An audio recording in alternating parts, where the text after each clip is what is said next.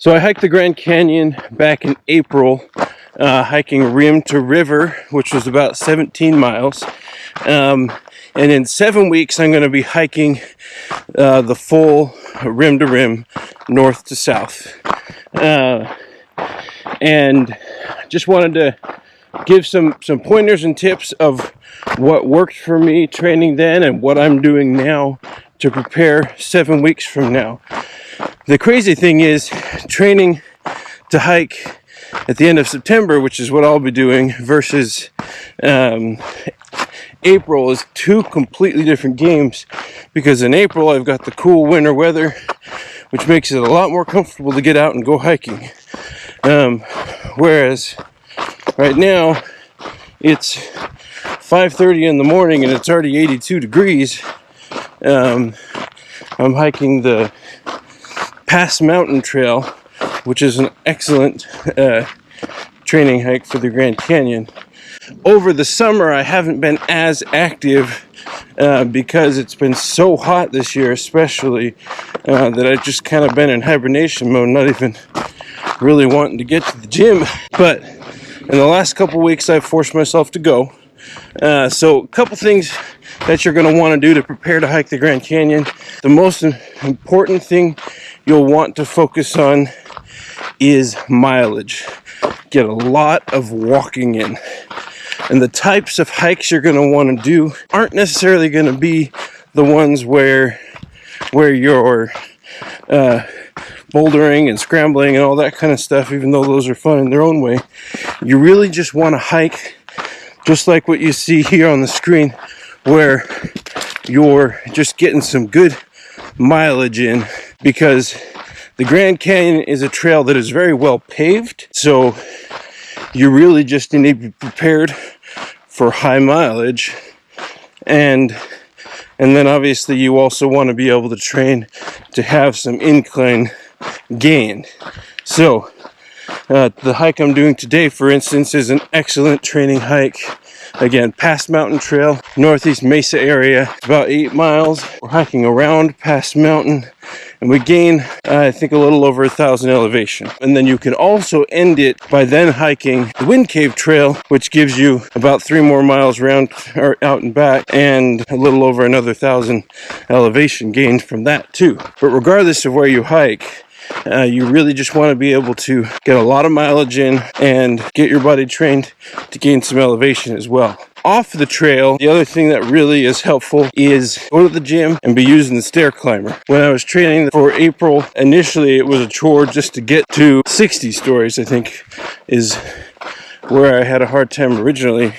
And so I just did that a number of times until I was able to really get my body up to where I could do 100 stories consistently. I had some other people that I was hiking with back in April that their goal was to do the whole 100 stories in 20 minutes, just as training. It was just kind of a fun challenge.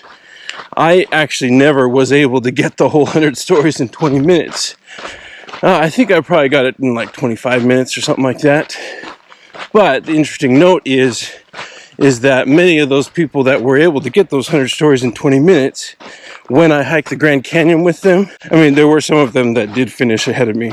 I wasn't the fastest person in my group, but many of the people that did do those 20 stories in 20 minutes, even though I couldn't do that, I still finished the final hike of the Grand Canyon before they did.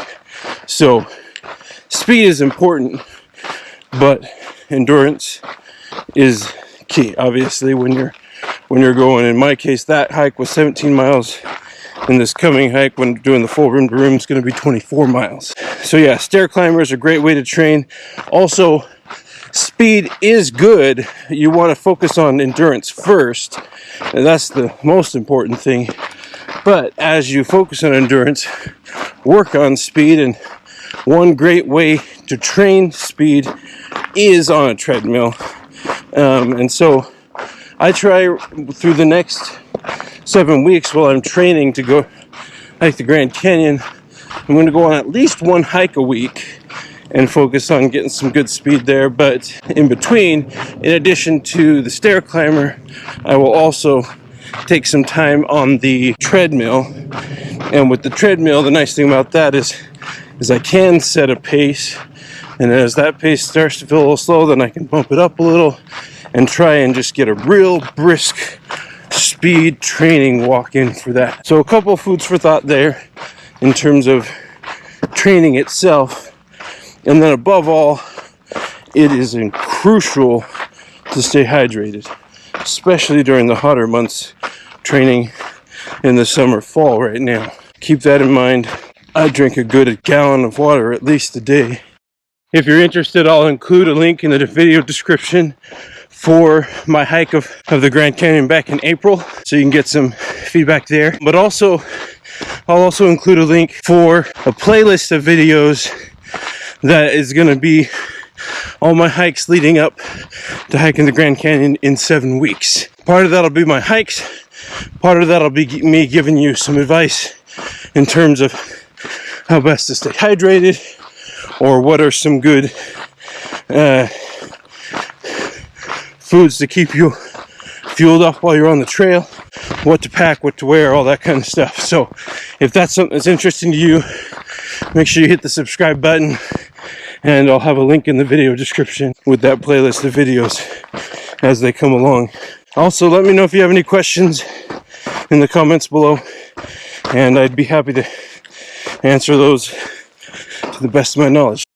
As you train for hiking to the Grand Canyon, like I mentioned, it's good to focus on endurance, but still train for speed, just so that you can naturally be a little quicker on the trail. But when the time comes, the day that you're actually hiking the Grand Canyon, all that matters is that you finish. So you got to set your ego aside. If somebody else is hiking a little faster than you, as you've trained, you'll develop, kind of get familiar with what pace that's good for your body.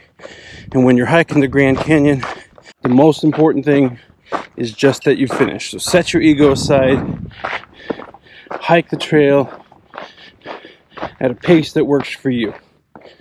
If you want to compete a little bit with a friend and go a little quickly, if that motivates you to go a little faster, but it's still a safe pace for your body, great.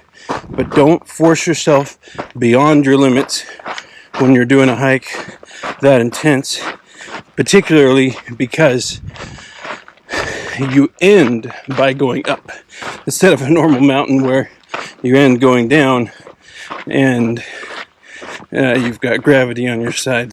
If you're curious about Pass Mountain Trail that I'm hiking right now, I'll include a link in the video description for when I hiked it last time, and I gave a lot more commentary on the trail and what to expect and all that.